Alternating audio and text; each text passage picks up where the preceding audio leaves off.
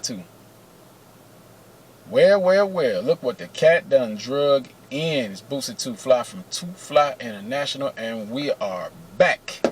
Yo, how black women saved my life, man. Part 2. And like I said, I know black women get a lot of flack, but I'm telling y'all, man, it's because of a black woman. I'm driving this vehicle, man. When I couldn't get the vehicle in my name or something happened, it was always a black chick. I ain't have no ride. Here the keys. So they don't really get, I think in some cases they don't really get the credit that's really due. But a lot of black women, man, have more than likely, even though we've done a lot of stuff to them, they actually forgave us. Sometimes they can get rowdy with us. But ultimately, I think the black woman has to be like that because, if history has proven that, they have to be that way in a sense because a lot of the guys the men are not in the household as much in some cases. So she's forced to be the man and she's forced to be the woman at the same time. She's forced to be everything. In some people's life, that's all you knew. If you didn't know your dad, you knew your mom or whatever the case was. But I'm telling you, man, when I was broke, didn't know nothing, I got most of my game from women. Women spit game. Now, you can get some game from them old dudes and, them cats. Guys got knowledge too, of course. But I'm telling you, you get that game when you deal with women, man. Women find ways to survive. A woman is a survivalist. And, you speak of the red pill, the nature of a woman. Women are survivalists, man. You can plainly tell they're survivalists, man. They'll do whatever to feed their kids, or they'll do whatever to survive. They're just, when I was working at the varsity, when I was younger, man, like I used to wonder, like, how the hell are these women surviving? Like, with little or no money, no baby daddy, or some of them, in some cases they got husbands, or, they work that out with. I just don't know how some of these chicks actually make it. They got 4, 5, 6, 7, 8 kids, and they're in the projects. So I don't know, man. Somebody hand me my damn belt for them black women, because I don't know. Somebody hand me my damn belt, because I do not know how they've been surviving. They're survivalists.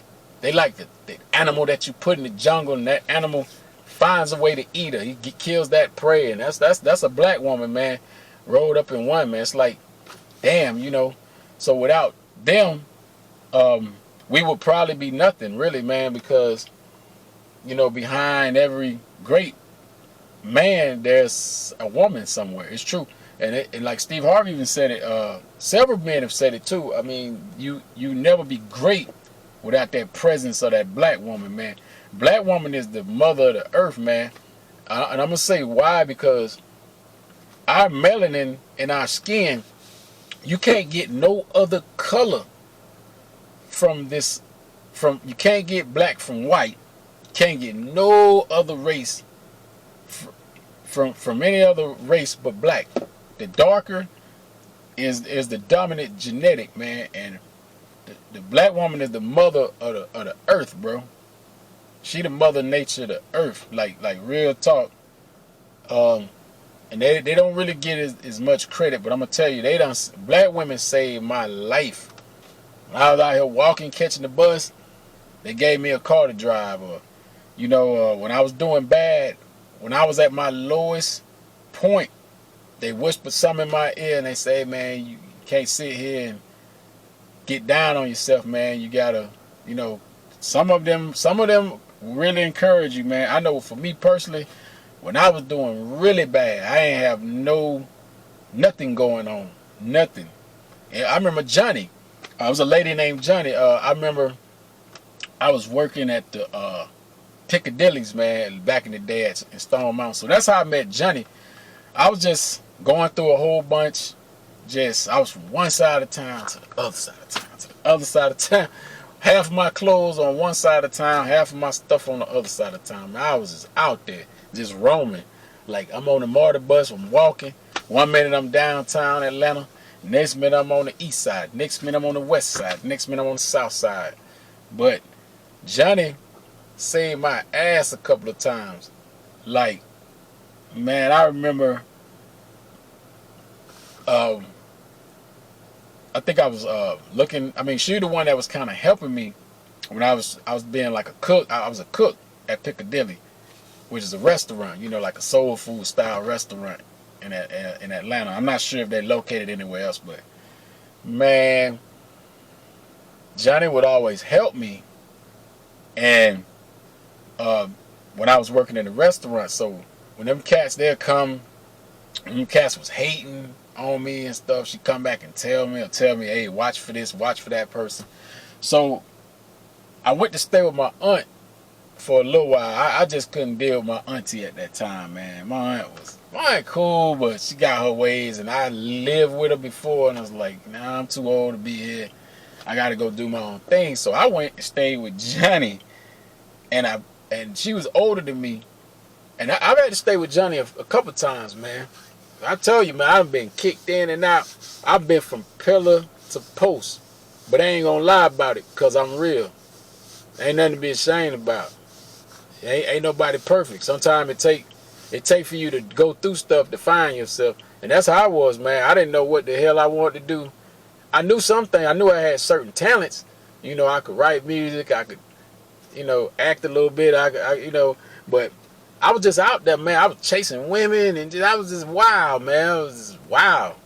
So wild that even my friends didn't want to hang with me no more, man. They gave up on me. They was like, hey, this dude gonna get us in trouble. We can't be hanging around your ass. But I was just wilding out, man. You know, young man stuff. But Johnny was cool, man, but started messing around, man.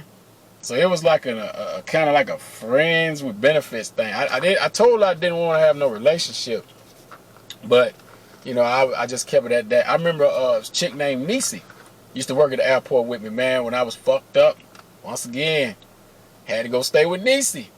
We was in a relationship for quite a while, but Nisi, I was messing with a German chick that worked at the airport at the time. She worked for Delta now, but I was messing with the German chick. I didn't know who I wanted to deal with, man. I was just, yeah, I fall in love with everybody, or something like that. I can't say I was even in love, but you know, I did care about a lot of the women because, like I say, they saved my ass, man.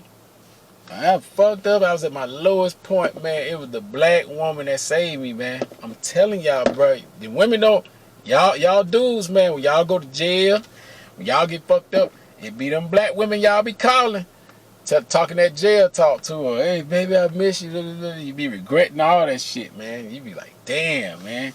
I'm telling you, sometimes, man, you need that woman to keep you in line, man. I'm telling you, sometimes you definitely need that, man. Because that's just something, you know, it's just like this, man. I'm like, without them, boy, we be in trouble. I'm telling you, because sometimes it's just the little stuff. When you lose them, that's when you be like, damn, I had a good one. I lost a couple of good ones, man, because I was fucked up. I want to chase too many women. I was out there just chasing women and, you know, just doing what I wanted to do, man. And I didn't have no respect at that time, man. Like, I was young. I didn't really have no respect. Like I did, but I didn't. You feel me? Like I was just, you know, I was young. But there's a lot of stuff I do regret. This chick I used to go with, West, I should have kind of stick around, because you see him and you're like, damn, man, we was all young. She was young, I was young. Coulda, you never know where any of that stuff could have went. Chick named Michelle I used to talk to, man, good chick. But at the time, you know, when you young, it was like a field. It was like a field full of chocolate candy, man. You know, you see this piece of chocolate, you see that piece of chocolate, you see, and you just, and they knew it. They knew this dude is no good. Several chicks, man, I've talked to, good women, you know, could have probably stayed with, but I was young. I didn't want, because I knew I wasn't ready for a relationship. So it's like baking a cake and you trying to pull the cake out the oven before it comes out ready. If it's not ready, you can't eat it. So I just kept it real. And sometimes I messed up, and I fucked up in lies. So, oh yeah, I love you too, but I was lying at that time But as you get older, it's like, man, the streets it ain't nothing hitting in these streets, man. You thinking there's something out there, man. I'm telling y'all, man. And I know that a lot of the guys, because they say that the black woman is, which black woman is aggressive, but she has to be aggressive because, like I said, black woman is survivalist. So some of them are very aggressive, and we do know the nature of a woman. We do understand the nature of a woman and what they expect of us and what they do. We're expected to be the providers and that strength. So it's like I won't say like a 50-50 thing, like a half and half, like all I can say is that the women that's definitely saved my life. I can tell you that straight up, man. There's no that about one for black women.